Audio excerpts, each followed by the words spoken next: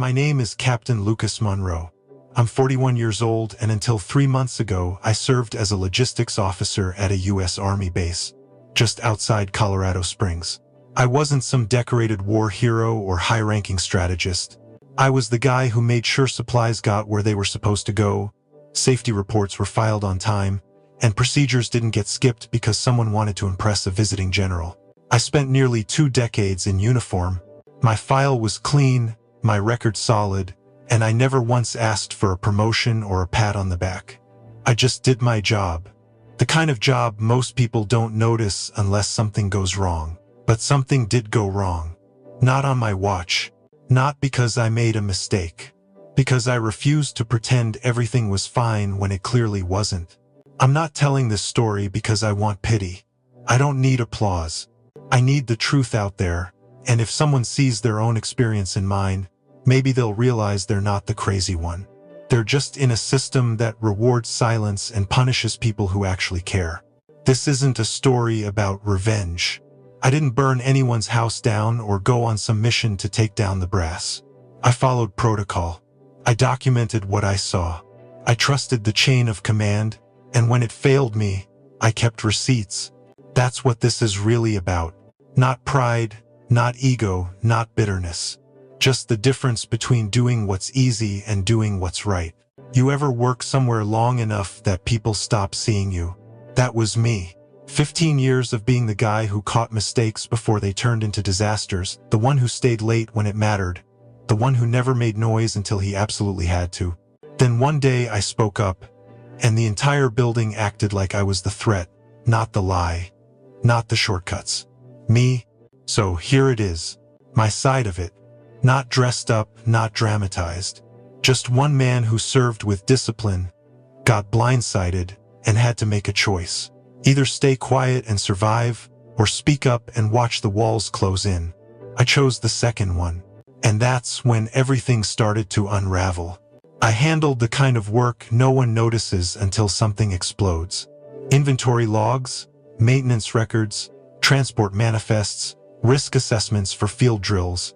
My days were filled with numbers, checkboxes, and signatures that made sure nothing slipped through the cracks. Most mornings, I was in the office before the sun hit the mountains. A cup of gas station coffee, my inbox, and a whiteboard that never stayed clean for more than an hour. There were never enough hands or hours, but somehow, things got done. Fuel lines were safe. Hazard materials stayed accounted for.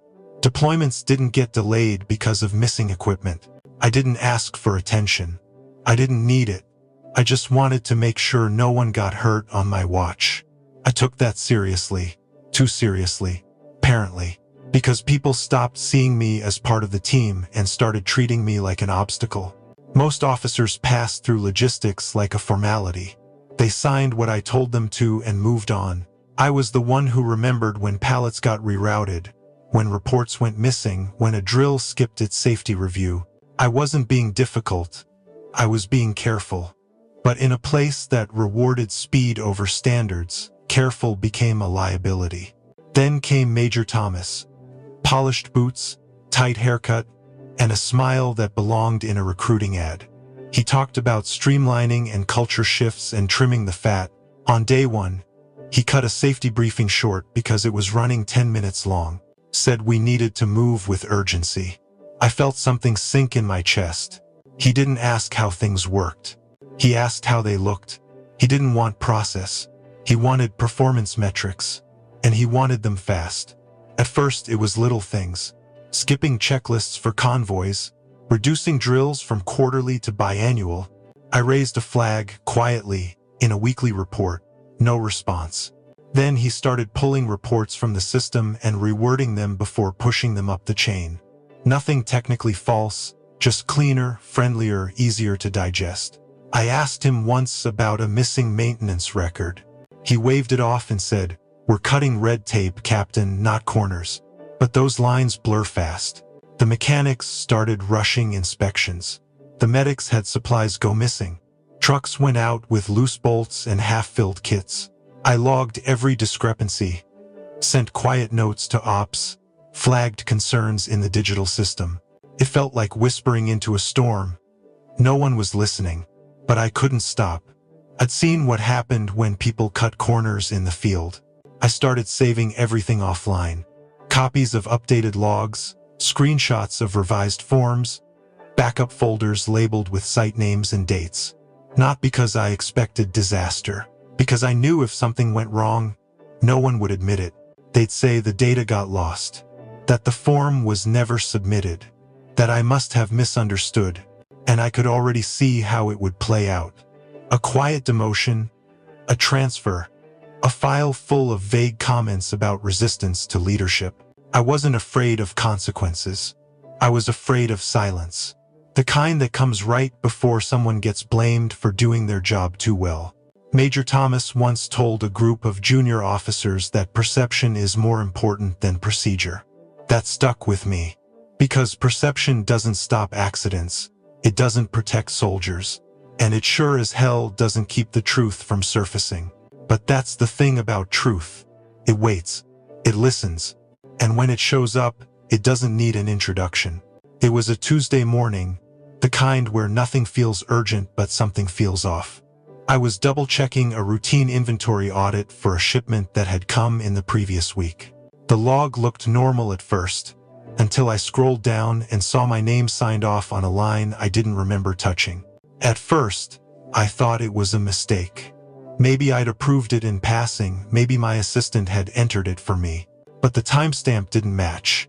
It showed I'd signed the form at 1,930 hours on a night I knew I was off base. I cross-referenced my access log and confirmed it. I wasn't even in the system that night. Then came the worst part. The form itself was clean, too clean. Every number matched perfectly. No corrections, no smudges. It was the kind of form you only see when someone's trying too hard to make it look right. My digital certificate was there, copied and pasted into the approval block. But the formatting was just slightly off. My stomach dropped. This wasn't an accident. Someone had forged my credentials to sign off on inventory that never went through a proper count. That shipment included classified gear. Missing even one item could trigger an external audit, maybe worse. I printed the document and stared at it in my office, hands clenched tighter than I realized. It was like watching someone steal your face. Not just a form, not just paperwork. This was my name being used as a shield for something I didn't sign off on. I flagged the document in our system. No alarm bells, just a metadata comment noting a signature discrepancy. I didn't tell anyone yet. I needed to breathe. I needed to be sure. But that quiet buzz in the back of my mind had turned into a siren. Someone was using my name to cover tracks, and I wasn't sure how far it went. That night, I drove home with the file in my bag and a pit in my chest. I didn't talk to my wife. I didn't turn on the TV. I just opened my personal laptop, encrypted a new folder, and started saving everything I could think of. I pulled inspection logs from the last quarter. I downloaded duplicate safety reports. I screen captured my own Slack messages and saved email chains about shipments I knew had inconsistencies. I wasn't doing it to go after anyone. I was protecting myself, protecting my name. By the end of the week, I had enough files to fill a flash drive, a backup hard drive, and a hidden folder with layers of passwords. None of it was dramatic, just quiet insurance in case the worst happened. I hoped I'd never need it. I went to Major Thomas the following Monday, sat in his office and calmly explained the forgery, showed him the discrepancies, offered to walk him through the document history. He didn't even look at the form, just leaned back in his chair and gave me that recruiter smile. He said it was probably just a formatting error. Maybe someone duplicated a past entry. He used words like workflow optimization and audit fatigue. Told me not to let minor hiccups cloud the bigger picture. We're all working toward the same mission, Captain. Let's not get bogged down in bureaucracy. I nodded, left the office. Didn't say a word, but inside something shifted. I realized then I wasn't being heard. I was being managed, steered, neutralized. That's when I started labeling everything with site names and quarter numbers, tagging ownership chains, creating duplicate logs on external drives. Not because I was paranoid, because I knew what was coming. And when it did come, no one could say they didn't know. No one could pretend it was just paperwork. Because when you're the last honest name on a page full of lies, you don't get the luxury of trusting the process. You become the process. It started with a login failure on a Monday morning. My task board was empty. The reports I used to manage were reassigned without notice. I checked the system again and again, but nothing changed. Projects I'd shepherded for years were scrubbed clean, like my name had never been attached to them. Then came the meetings I wasn't invited to. Calendar syncs that used to populate automatically just stopped. No all-hands emails, no briefings. The room would fill with chatter, and I'd be left out, deliberately forgotten. People who once messaged me every day avoided eye contact in the hallway. I became invisible in my own office, sitting through hours without a single ping or knock, watching as junior officers swapped inside jokes and filtered updates through a chain I no longer seemed part of. It wasn't subtle. It was surgical. A slow, methodical erasure. I spoke once to Lieutenant Andrews about an inspection form. She looked past me and said she had to get to a briefing. The one I should have been in, the one they stopped sharing minutes from. When I asked about it later, Major Thomas smiled and said they were reevaluating roles. No need to take it personally. The message was clear. I was being pushed out, not with a confrontation but with silence. They wanted me to crack, to get frustrated, to give them a reason to label me unstable. I didn't give them that. Instead, I watched. I took notes. I became my own observer, charting the ways an organization bleeds out its conscience when it decides integrity is inconvenient. I kept showing up, kept wearing the uniform even as they closed every door behind me. When the silence reached its peak, I made my move. Not loudly, not dramatically. I pulled the final reports, dug through digital logs, matched timestamps with vendor gate entries and training rosters. The gaps weren't just administrative, they were deliberate. There were forged logs, missing audits, backdated forms tied to federal contracts. I built a clean packet, layered by incident, sorted by site, tagged with origin dates and approval trails. No accusations, just proof. I encrypted the folder twice, backed it up in 3 places, then created an anonymous profile on the oversight board's secure submission portal. It took me 12 minutes to upload everything, another 3 to double-check every file. I attached a single line of commentary. Anonymous submission. Records of compliance violations affecting state and federal operations. Then I hit send. There was no drama. No one knew what I'd done. I sat back in my chair, the cursor blinking like a slow breath. I stared out the window for a full minute and felt nothing. No relief, no satisfaction. Just the weight of certainty. I had done my part. The next morning, I walked into base like usual, said good morning to the guards, drank my coffee slow, watched people avoid my eyes like I was contagious. They didn't know what was coming, but I did. Because I hadn't started a fire. I had just exposed the smoke.